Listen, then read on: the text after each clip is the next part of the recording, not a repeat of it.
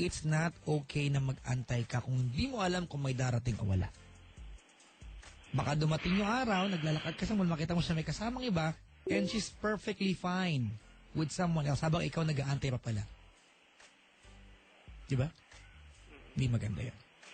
Sa magulang niya, kung nakaantabay, mag-sorry ka na.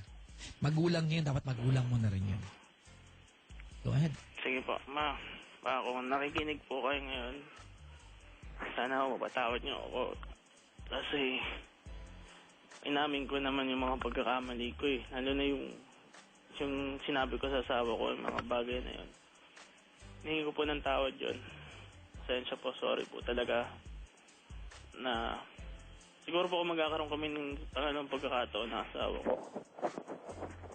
Siguro po, more, hindi pong parang, hindi parang magulang mo na talaga sila. Kung ano yung alagang tinatanggap ng mga magulang ko, ganun din yung sa inyo po. Sorry po talaga. At sana po kayo yung mismong maging tulay para maging maayos po kami ulit. Sila nga yung naglayo eh.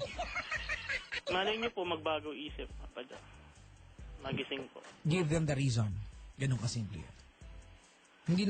Hindi naging magulang yan for nothing. May dahilan. Maraming salamat sa pagtawag, Brian. Salamat po. Maraming salamat. Thank you. Ay, naku. Kapo Roy, mahal mo magulang ni Bagsi? Oo naman. Dapat naman talaga mahalin natin yung mga magulang. Sus naman, Ginoo naman. Diba? At any point, wag nyo silang babastusin. Diba?